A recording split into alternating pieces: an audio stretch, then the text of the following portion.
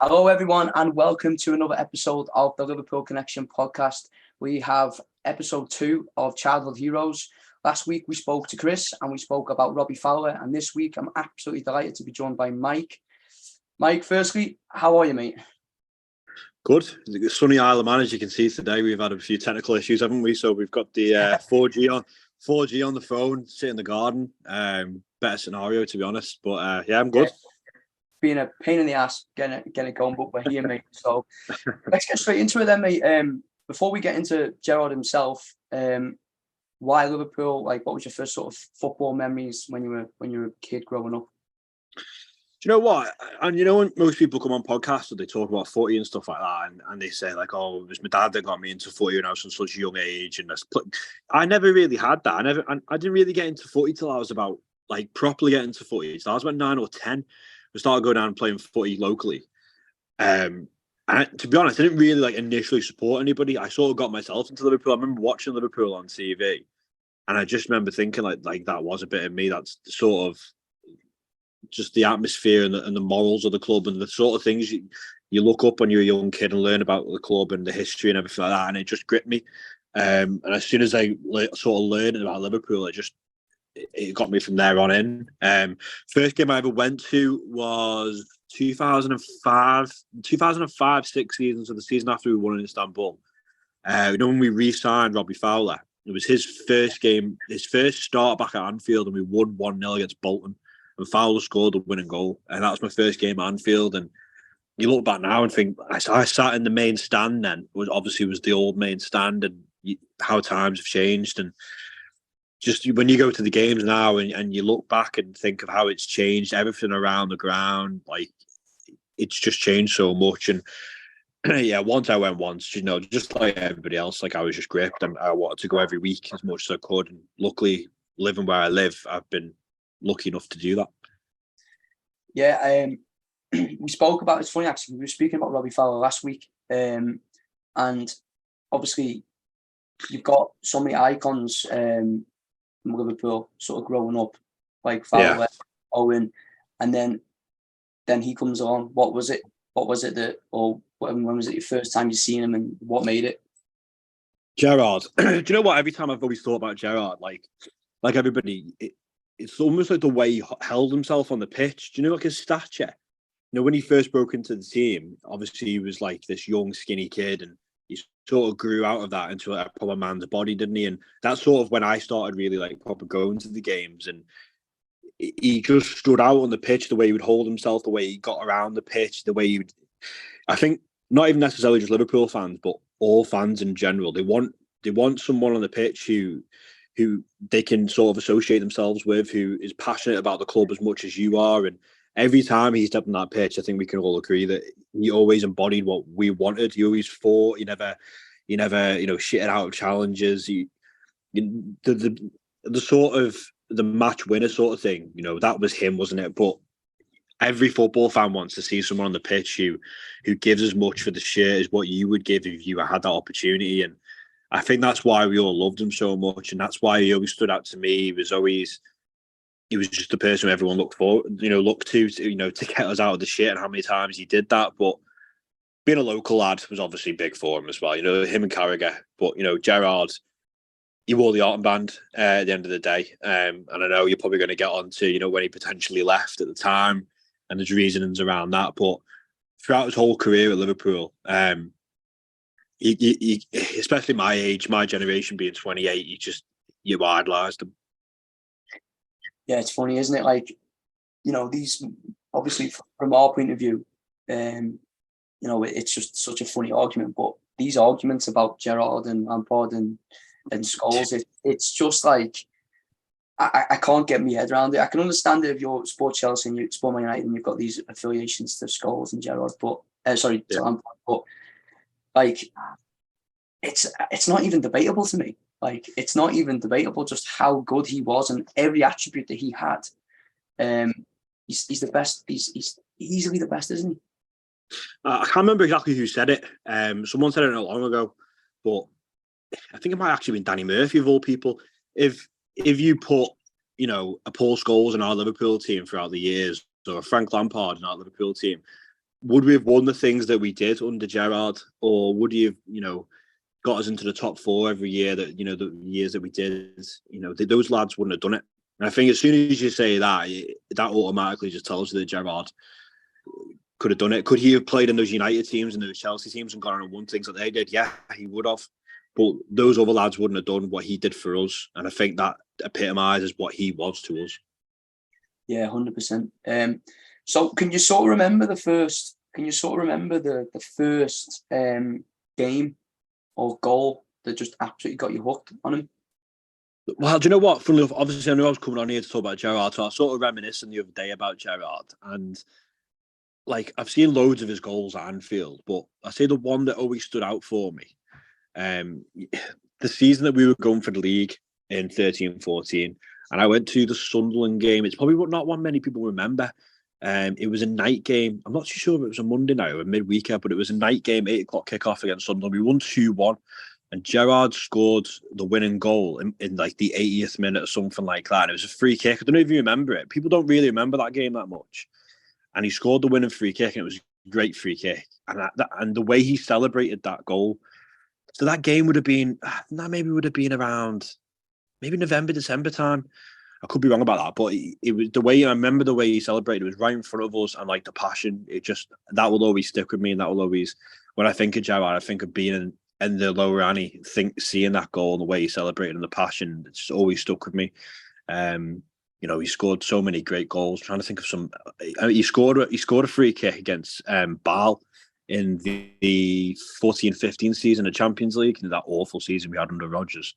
That was an amazing free kick. I remember seeing that as well. And I mean, everyone will say the same. Everyone remembers Istanbul and the header to get us back into it. And I remember sitting on my couch watching it at the time, and just like that, and the way he celebrated it, and he was just he lived up for the occasion. But that Sunderland game, it's not one people remember, but I'll always remember the way he celebrated that goal. He's always had some pretty iconic celebrations, hasn't he? Yeah. From kissing the camera to the obviously scoring when the header, and then every time he scored against Everton, it was absolutely glorious, wasn't it? He'd always make sure to rub it into them, which was always lovely to see. All right, moving on then. If we go to Istanbul's happens, obviously it's incredible, and then we get the news that he's handed in his transfer request. What was your thoughts, if you can remember? Yeah, because I was only young at the time, so I'd have been about 10, 11 around then. But I always remember it's funny, you look back at now and the amount of players that have broke my heart. I remember Torres when he left, and I love Torres, and he broke my heart. But with Gerrard, it was more of shock. I understood, and the older you get, it's funny, isn't it? You'll probably agree. The older that you get, you understand why people do want to go. There's money, and it can set your family up for life, and there's winning things, and it's a short career, isn't it? When you get older, you do realise footballers have a short career, and you appreciate the fact that they want to go and win as much as they can. So I half understood why you wanted to do it, especially the predicament Liverpool were in, but the fact that we just won in 2005, and it was this is we could be working to something now. Rafa's in the door. And he looks like he can pick some bargains up in the market. So I was shocked at first, especially of all teams, Chelsea. For a local lad to move down south would have been a strange one at the time. And I know he said obviously his admiration for Mourinho over the years. When he was tried to get me in Milan, tried to get me Real Madrid, and obviously he did want to work for Mourinho, top class manager, but I just couldn't have imagined Gerrard in a Chelsea shirt. And to be honest, I think it would have worked out just as the rest of them have worked out. Torres, etc., going there. Just being another expensive player, and he wouldn't have been as loved as he was at us. No, it was a weird one, wasn't it? Because what people forget as well, when we won the Champions League, we finished fifth, and we were about 35 points off Chelsea. So we were nowhere near. We were when we won it in 2019, we probably were the best team in Europe, at least one or two. But in 2005, we were absolutely awful in the league, and then just a few absolute masterclasses in Europe. So I could sort of not Chelsea, but everyone was sort of getting the idea of like he's going to go if we don't get in the top 4, and then when we won it, well, he's going to stay, and then like you say, when that came out, it was devastating, wasn't it? But then a couple of days later, Rick Parry comes out, Steven's changed his mind. What was your thought then? I mean, yeah, I think once you won it, I couldn't have imagined him leaving. Like, it'd have been weird. I think he probably would have tarnished his legacy of the final if he'd left straight after it as well, which must have played a massive part. I mean, I think now, you know, if we'd have lost that final, would he have gone? Probably more likely that he would have gone, to be honest. But yeah, the fact that he signed, I think it was exciting then, wasn't it? Like, you know, the season after we had was obviously in the Champions League, we were awful. But, you know, you could see that we were trying to build something under Rafa, and Gerard was going to be the epitome of it. And he found that new position. Rafa had given him that new position in that 10 role, where, especially when obviously Torres came in a couple of years later, and it felt like the team was worked around him. And I don't think he had that previously. Under a different, you know, under Houllier, the team wasn't obviously around him, and Gerard had built himself up into this, you know, Galactico of a player, which he was, because, you know, he was getting into the Ballon d'Or list, and he was that player now. And Liverpool hadn't had that really since Michael Owen, to be honest, which obviously wasn't far away. But for an attacking midfielder and for our captain to be that player, I think it was really big for Liverpool that he stayed on. It's funny to think of where he could have been, or where Liverpool would have been if he'd have gone and signed for Chelsea. I know, it's funny actually. I remember finding out and running into school, and one of my mates who was like a massive blue, Skippy, he's one of the most horrible, disgusting blues, you know him. And I've just went in and I've just interrupted the class, and I've just went, he's staying, and I can still remember the look on his face. It's just absolutely glorious. But yeah, moving on, FA Cup final 2006. Unbelievable. Yeah, again, I think, do you know what? A funny story about this. I was playing, and I know I've just told you we've just moved house. I was playing cricket at Cronkbourne Cricket Club on the Manx Youth Games, just round the corner from where I'm living now, that day. And we'd finished up, and they had the game on in the clubhouse. And I remember just like being like in shock, the fact that we were losing to West Ham, like of all the teams. And I know West Ham had done well to get to the final, but sort of in a way a bit like us in Istanbul, like they just sort of got a bit lucky getting to the final. And of all the teams to sort of go and win that, West Ham would have been a strange one. But obviously for him to do what he did that day, and that game probably epitomises him more than Istanbul, I'd actually say, in terms of getting us out of the shit. You know, 2 amazing goals, but throughout the game, like, I think you've seen a lot of Carragher in Istanbul with the cramp and everything like that. Whereas I just remember Gerard in that FA Cup final literally being everywhere, like being at right back and being at centre back and being all over the pitch. And the way he would walk around when he had cramp, he couldn't hold himself up. That FA Cup final was special. I'd probably say I haven't seen a better FA Cup final to date since that one. Like, even trying to put bias away. Yeah, I think for anyone, like for any of our younger listeners that hasn't really seen Gerald in his pomp, I would, if there's a game to watch, it would be that one. I think. Yeah. Istanbul, unbelievable. But I mean, even the pass that he makes, it's just, I wonder if there's a better performance in an FA Cup final, or in any final really.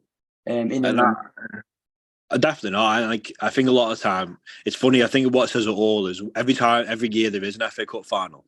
9 times out of 10, the commentary or the lead up to it on the media, they usually do mention that Liverpool West Ham final, because it's the epitome, especially FA Cup final. I know that FA Cup was bigger then than it is now. It's seen to be bigger than it is now. But for us to win that shit after Istanbul again, it just felt like we were onto something. And Gerard was like, again, I can't say enough how many times he would just walk around the pitch, and you felt confident watching him that he would get us out of the crap, basically. You know, he would always give you that good feeling. And if he wasn't on the pitch, I don't know who he'd turn to. I know. Do you know what? It must be some pressure, mustn't it? It must have been some pressure Oh from yeah. it being like Liverpool are 1-0 down again against someone shite, and we've got like Salif Chow and Barrow, and we've got like, shite wingers and things like that are just not going to be, oh, it's me again. I'm going to have to bail us out again and again and again to constantly be doing that. What do you think, as we sort of move forward, like obviously we sort of played a little bit behind Torres, what do you think was his actual best position for us? Because like obviously everyone will say, oh, he was a centre midfielder, but you could argue that when he played on that right side, like especially during that 2006 sort of time with Benitez, he scored about 20 goals and he was unbelievable just behind Torres. What do you actually think was his best position? Good question, really. Like initially I would say the 10, and I think people would say the 10, but you're right. The stats when he got moved around on the pitch, they were always good. He was always hitting double figures in assists and goals usually. And I know he took pens as well, but I felt sorry for him a lot of the time at Liverpool because I think if we'd had money, or just not even like super money, just like a decent amount of money, how many times did we buy wingers? We never really bought wingers, did we? We bought wingers in sort of like Jermaine Pennant, and we bought them in maybe in the Torres years of Albert Riera, but they were never like top class. So a lot of the time, Gerard had to like fill in, didn't he, and fill in positions. And I mean, that 2008-9 season, Torres and Gerrard, I just couldn't look past the way he played in that 10 position. He was just unbelievable. Like he was just every time we turned up on the pitch, I knew he'd score. I knew he'd affect the game. And then obviously as he gets older, he drops into that deeper line position. Again, I felt sorry for him because I know he could do it, but a lot of the time when, especially as football's changed and yourself as football's changed, it's become more counter-attacking. When teams counter-attacked us, he looked, susceptible. But going forward, when we played under Rodgers into that year in 13-14, he played well that year. I mean, that's the beauty of him. He could play anywhere, but the short answer is I'd say that number 10 behind Torres. Yeah, I think for those, like you're saying, for those 2 years, like I know obviously we never won the league in 2009, but those couple of years, 2008 and 2009, 2007, 2008 season and 2008, 2009 season, they were just unbelievable together, weren't they? I mean, they were so good. If you would have got like one, if you may have got like one or two more, I mean, you look at United team that won the league in 2009, and they had like Berbatov, Tevez, Rooney, Ronaldo, and like, that was their four. Other than Torres, we had like David and Co. that was coming on for us, which it's not fair on him really, but like, it was an amazing time with them too. Like they were just incredible together, weren't they? Unbelievable. And like you say, go back to I always felt sorry for Gerard because I mean his success was almost his downfall because, like you said earlier, the pressure on him. And I don't know if anybody's watched it, but I'd like highly recommend it. There's his documentary is on Amazon Prime. It might not be anymore, but if it's still there, go and have a look because especially in the last third of his documentary, he explains about how much the pressure of being Liverpool captain got to him. And, not even just like mentally, like physically, the fatigue and the amount of surgeries and the problem he had with his groin. And it's because we overused him and we would put so much reliance on him. So, how good he was almost his downfall because Liverpool as a football club and the team and the manager put so much pressure on him. And I know he probably deep down he loved it because he loved the club and everything like that. But for one man to take that on, it's a big burden. Yeah, I remember every time he'd be injured and everyone would be like, pressure to get him. Can you imagine what the pressure would have been like to get him back and the amount of injury, the injections and stuff like that he was probably getting. But we'll move on, mate. We'll go sort of to now really, or his management. As of today, it sounds like he's not going to Saudi. We did a pod the other day about him going to Saudi, and we were like, "What's he doing?"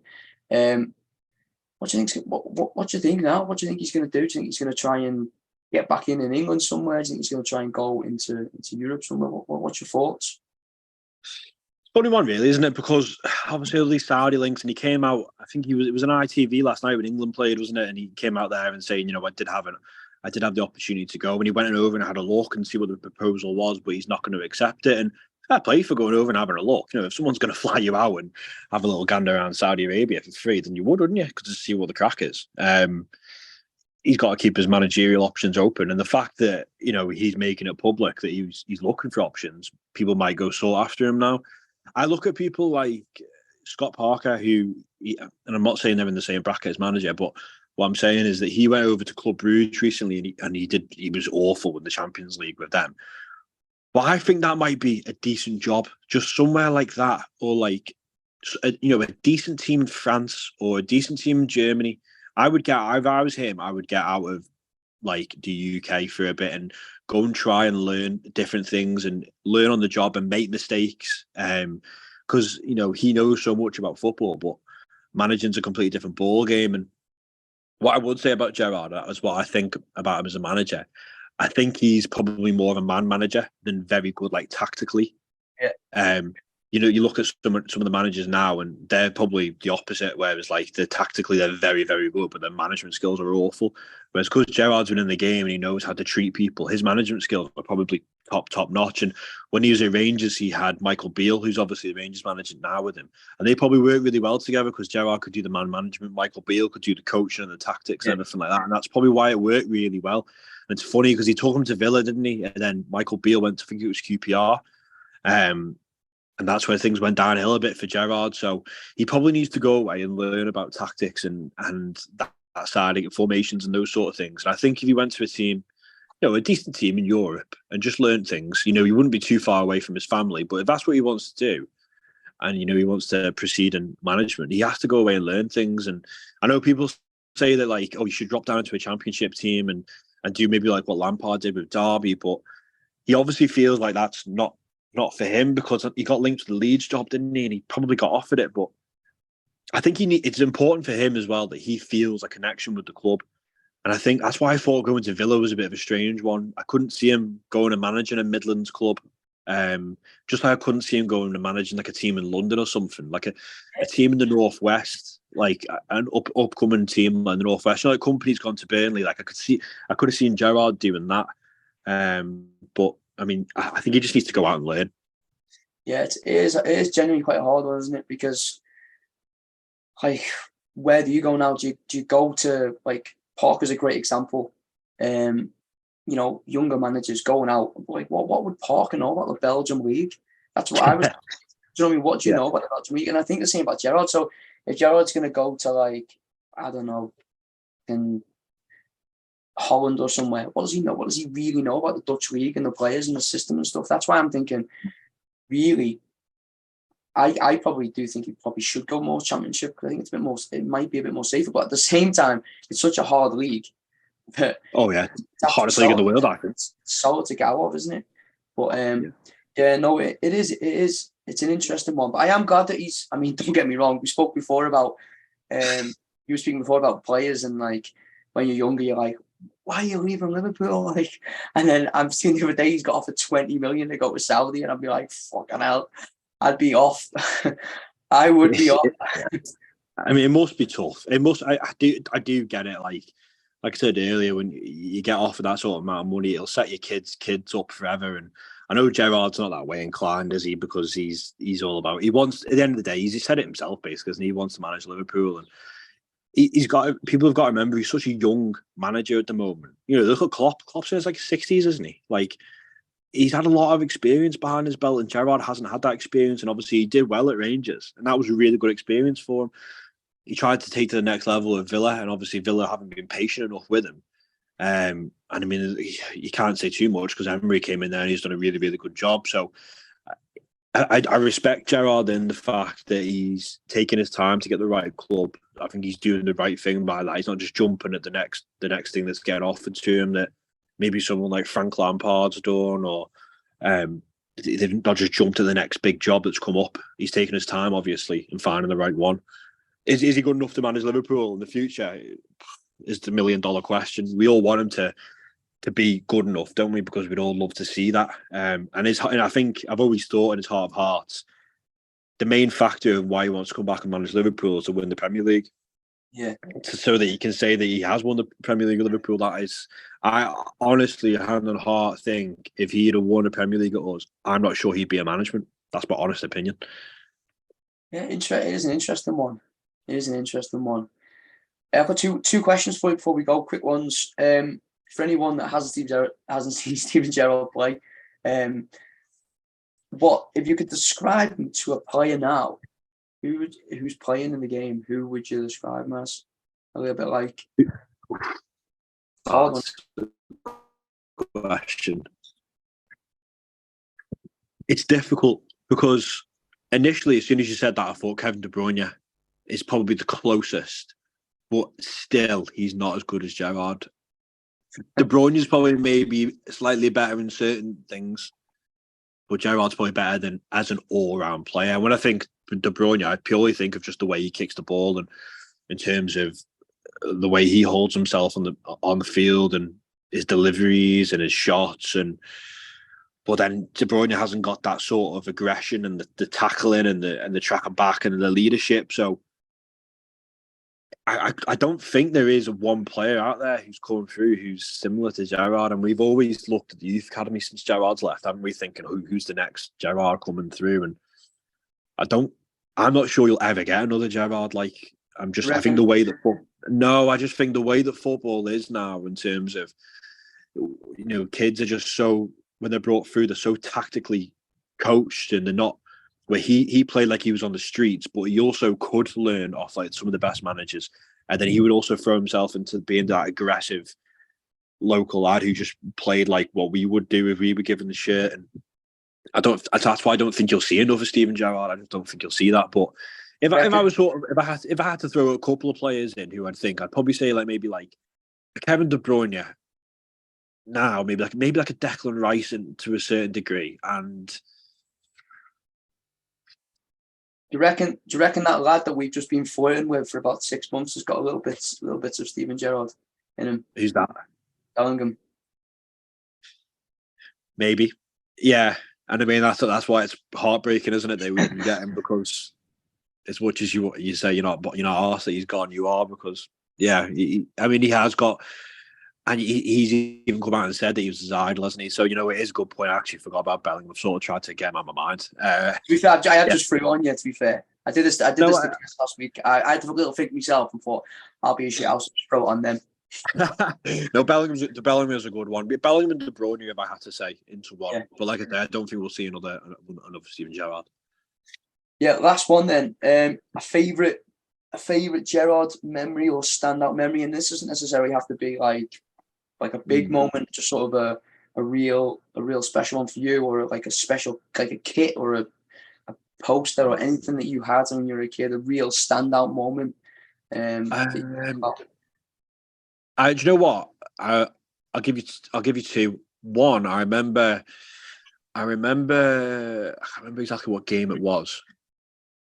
I think it was 2018 under Klopp, and we were going. We had tickets in the Kop, and we were going towards the back of the Kop. And as we were walking past, I think we walked past Annie Road to get to the Kop. I remember Gerrard popping out of his car, and obviously everyone's swarming over to him. And he came out, and I think he had his two girls with him and his wife. I can't remember what. I think it might be the last game of the season. He got invited to come to the game, and I just remember we just watched him from a distance with our cans on the wall, of course. And I just remember he signed every single autograph. He took a picture of every single kid there. Like he waited, and the security, I remember, were hurrying him along to get in because obviously it was causing a bit of congestion. But every single person he waited for, and he gave a picture and autograph and whatever anybody wanted, he did it. And I think that'll always stick with me. I remember seeing that. And a second one, I mean, probably his last game, the last game he ever played for us, the Crystal Palace game, we lost 3-1. And just I didn't go, no, because I couldn't get a ticket. But I remember watching it in the booth over here, and I just remember thinking, he did a speech at the end, didn't he? And I think he probably had more words that he wanted to say, but he couldn't get them out because he obviously had a lump in his throat. Yeah. That'll always stick with me, and that's why I'll always love Gerrard, because that for me just like tells me how much he loved the club, and he loved it as much as us. And football and football fans crave that, and we don't see that as much anymore. And that'll always stick with me as well. So I'd say those two moments. Yeah, lovely then. I do have one more actually. Just thought about. Yeah, go on. You don't really see it. You don't really see players playing for teams anymore, do you? Like for the whole career. Obviously, you've got him. You've got the ones at United. You've got Totti. Yeah. Carragher. Do you think that's sort of going now? Do you think hopefully we'll have it with Trent? But do you think that sort of he might be sort of the last of the great ones? Yeah, that's a good point. I think for the top clubs, because Declan Rice is probably a good example.